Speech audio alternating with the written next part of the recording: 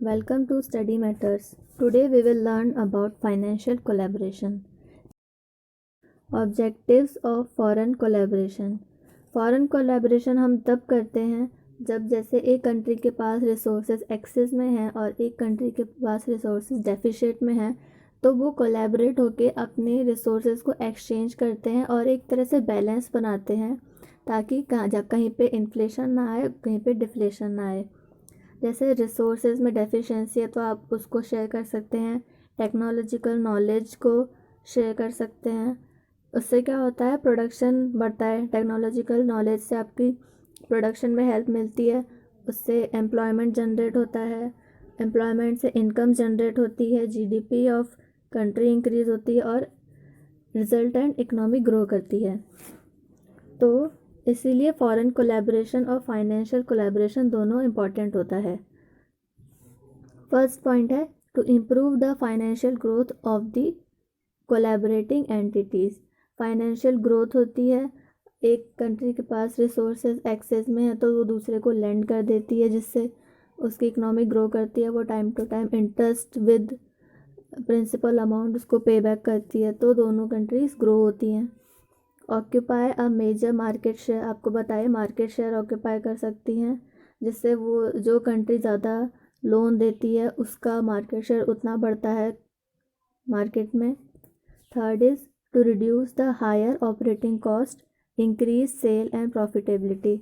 Higher operating cost, जैसे आप financial help करते हैं तो वो अपनी प्रोडक्टिविटी इंक्रीज करते हैं, जिससे उनकी ऑपरेटिंग कॉस्ट कम होती है। Fourth is to make an optimum and effective use of resources. Optimum और इफ़ेक्टिव यूज़ कर सकते हैं रिसोर्सेज का। जैसे हम फाइनेंशियल कोलैबोरेशन की बात कर रहे हैं तो फाइनेंस का आप इफ़ेक्टिव यूज़ कर सकते हैं। जैसे पहले आप अनप्रोडक्टिव एरियाज़ में अपना एक्सपेंस कर रहे थे, लेकिन अब आप उसको प्रोडक्टिव एरिया में शिफ्ट कर सकते हैं। Next is to generate employment. ये मैंने आपको बता ही दिया कि टेक्निकल एडवांटेज मिलता है तो उससे प्रोडक्शन और रिजल्टेंट एम्प्लॉयमेंट ग्रो करती है। एलिमिनेट कंपटीशन, आप जब सब एक ही लेवल पे आ जाते हैं तो कंपटीशन एलिमिनेट हो जाता है। Next, types of foreign collaboration. Financial collaboration foreign collaboration का एक पार्ट है। इसमें इंक्लूड होता है financial collaboration, technical collaboration, marketing collaboration and management consultancy collaboration. First is technical collaboration. Technical collaboration is a contract whereby the developed country agrees to provide technical know-how, machinery and any kind of technical assistance to the developing country. Technical collaboration में एक country दूसरे country को technically benefit पहुंचाती है।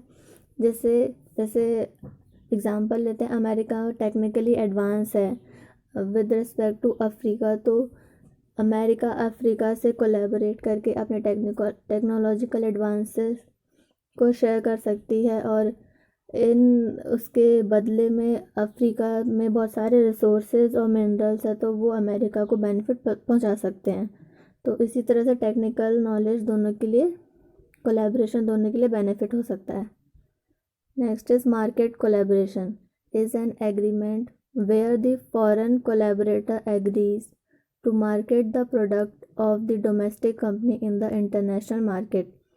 जैसे हमने example लिया था अमेरिका और अफ्रीका का, तो अफ्रीका के पास ट्रेड करने के लिए ज़्यादा मार्केट नहीं है, वो विद इन कंट्री ट्रेड कर सकता है, लेकिन अगर वो अमेरिका से कोलैबोरेट कर सकता है तो उसके पास जो एक्सेस रिसोर्सेज है उसको वो अमेरिका में ट्रेड कर सकता है। उससे उसको अपना प्रोडक्ट ज़्यादा सेल करने में हेल्प मिलेगी, उससे प्रॉफिटेबिलिटी भी इंक्रीज़ होगी और उसको बेटर मार्केट मिलेगा और उसको भी मार्केट शेयर इंक्रीज़ होगा।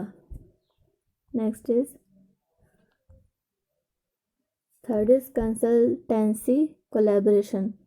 जैसे हम उसी एग्जांपल पे चलते हैं, जैसे अब टेक्निकल नॉलेज तो अफ्रीका ने ले ली, लेकिन उसको उसको यूज़ करना नहीं आता कि कैसे यूज़ करना है, तो अमेरिका उसको कंसल्टेंसी जैसे आप ट्रेनिंग प्रोवाइड की जाती है किसी मशीनरी को यूज़ करने के लिए, वैसे ही लेकिन कंसल्टेंसी ये दूसरे तरह का होता है। जैसे आप मैनेजमेंट की फील्ड में इसको हेल्प कर सकते हैं, अकाउंटेंसी की फील्ड में, human resource, marketing, finance.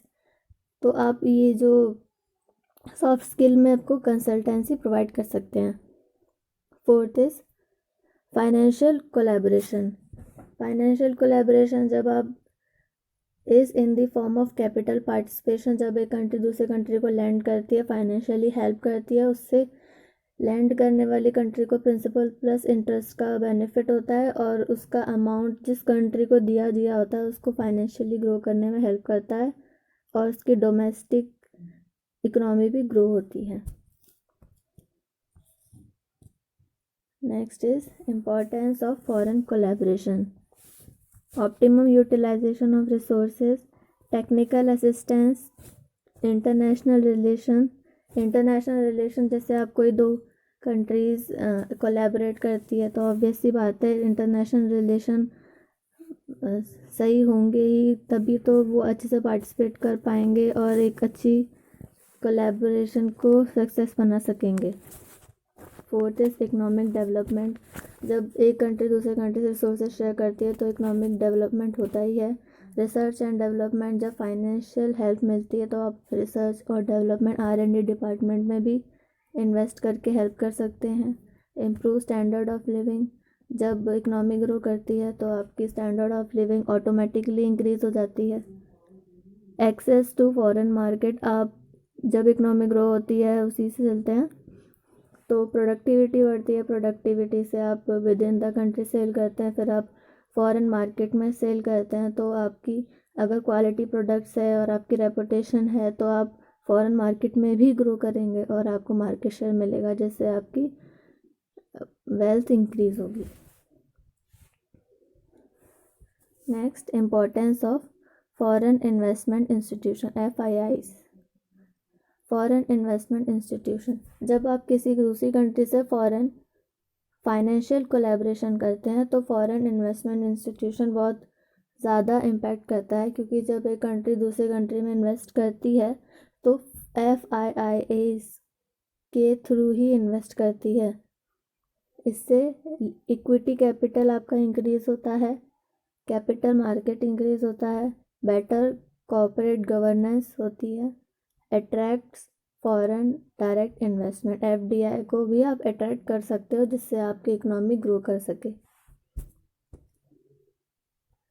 Disadvantages, fear of loss of management, ये एक बहुत बड़ा डिसएडवांटेज है। जब आपकी कंट्री में दूसरी कंट्री इन्वेस्ट करती है तो वो उसका भी कुछ अपना बेनिफिट होना चाहिए तभी वो आपकी कंट्री में इन्वेस्ट करेगी, वरना नहीं करेगी। जिससे जैसे आप एग्ज़ाम्पल लो, एक कंपनी है, उसकी सोल प्रोप्राइटरशिप है, लेकिन जब वो पार्टनरशिप में आती है तो पार्टनर को भी कुछ शेयर चाहिए होता है, जिससे उसको जो पार्टनरशिप का जो शेयर इक्विटी होती है वो हाफ में डिवाइड हो जाती है और उसका भी इतना ही इंटरेस्ट होता है दूसरे पार्टनर का जितना पहले पार्टनर का इंटरेस्ट होता है।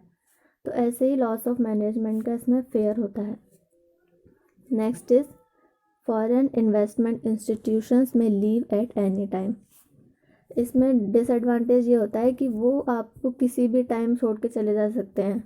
जैसे आपकी कंपनी है, आपने पार्टनरशिप कर रखी है तो आपको लॉस हुआ कंपनी में तो वो तो अपना पूरा मतलब मनी बैक लेके और चले जाएंगे, अल्टीमेटली लॉस आपको ही फेस करना पड़ेगा। तो ये भी एक डिसएडवांटेज है। Advantages of foreign direct investment, advantage है rapid economic growth, macro economic fundamental, liberal investment, ease of doing business. जब फॉरेन डायरेक्ट इन्वेस्टमेंट इंक्रीज होता है कंट्री में तो फाइनेंशियली हेल्प मिलती है उसको और वही चेंज चलती है हमारी, जैसे प्रोडक्शन इंक्रीज होना, employment, income, GDP of a country increase होना, इकोनॉमी ग्रो करना। तो ये सब FDI और फाइनेंशियल कोलैबोरेशन और फॉरेन कोलैबोरेशन ये अल्टीमेटली एक ही चीज़ है, बस मैटर ऑफ चैनल जो होता है इनका ये चेंज होता रहता है। So thanks for watching.